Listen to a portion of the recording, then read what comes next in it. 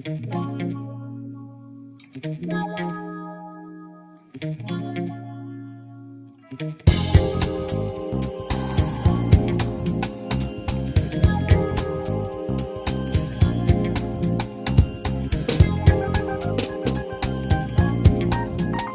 els propers anys es pensa que les malalties infeccioses baixaran.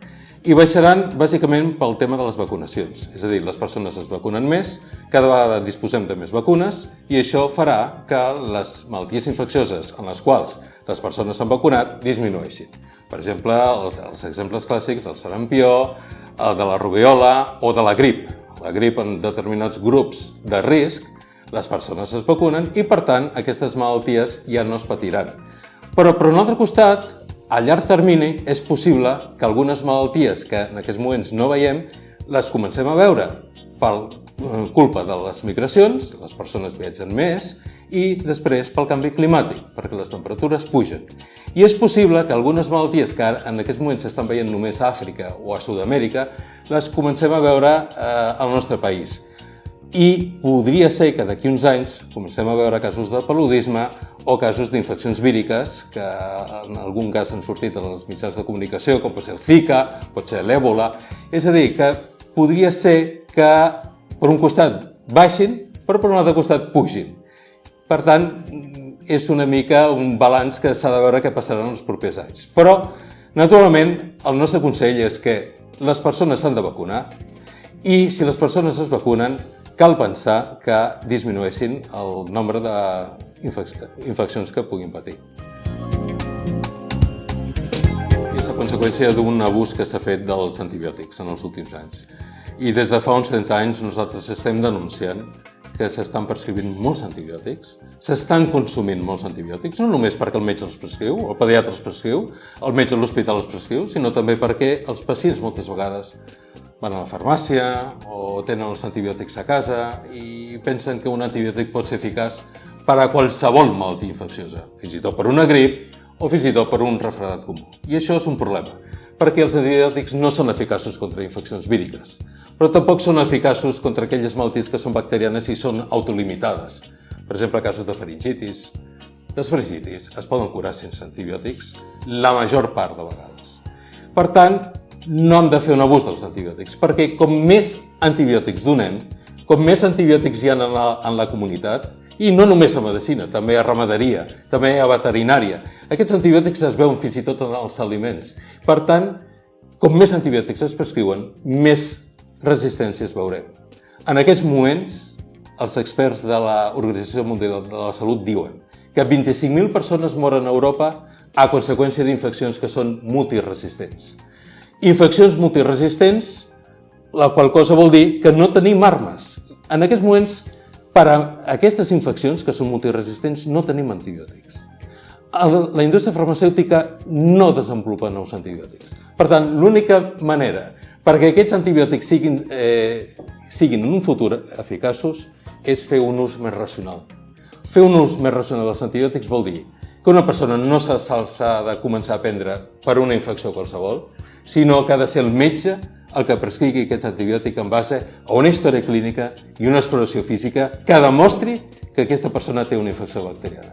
Només d'aquesta manera podem preservar els antibiòtics en un futur, perquè si no, el futur que ens depara serà bastant gris. I això és el que ens diuen els experts. Probablement, si no fem un ús més racional dels antibiòtics, segons alguns experts, en el 2050 es moriran més persones per infeccions multiresistents que per càncer. I això no ho dic jo, ho diuen els experts de l'OMS. Per tant, si us plau, els antibiòtics quan toca i quan siguin prescrits pel metge. Bé, per un costat, recomanar la vacunació d'aquelles malalties en les quals es recomana fer-la. Per exemple, han vist un increment de casos de galteres, la parotiditis, en terme mèdic, a conseqüència que alguns nens no es vacunen. Alguns nens no es vacunen, algunes vegades per la migració, algunes vegades perquè els pares no volen, o perquè consideren que aquesta vacunació no és efectiva. Sí que és efectiva, i per tant cal recomanar la vacunació, no? En els casos que toca. Per un altre costat, és important fer exercici físic, fer una alimentació sana el menjar sa és molt important.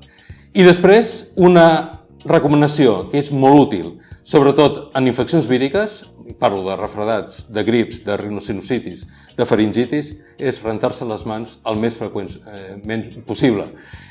Si ens rentem les mans, evitem el fet de tocar una altra persona i transmetre aquest virus. Per tant, és important, sempre que puguem, rentar-se les mans. Nosaltres, els professionals sanitaris, ens rentem les mans després de cada visita, o almenys això és el que hauríem de fer, però també la població. La població que estornuda, que es posa la mà per cobrir el moment de tossir. Molt important també cobrir-se amb la nostra mà o amb mocadors que es puguin llançar, és a dir, d'un sol ús, també quan la persona tos.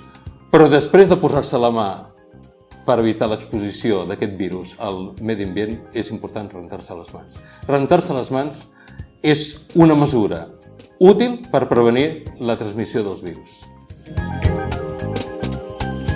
Ús racional de l'antibiòtic, molt important, no usar antibiòtics quan no toca i, sobretot, com que la indústria farmacèutica no està desenvolupant nous antibiòtics, cal reservar els antibiòtics en situacions molt concretes. I jo faig una crida a la població perquè no useu els antibiòtics quan no toquen, que aneu al vostre metge capçalera perquè us prescrigui els antibiòtics si són necessaris i perquè, si no, el futur que ens depara dels antibiòtics serà molt gris. Molt important. Per tant, anar al metge quan us trobeu malament i no demanar els antibiòtics perquè vosaltres penseu que els antibiòtics han de ser eficaços per a aquesta infecció. El metge us dirà si són eficaços o no. Si el metge no us prescriu l'antibiòtic, si us plau, no els demaneu.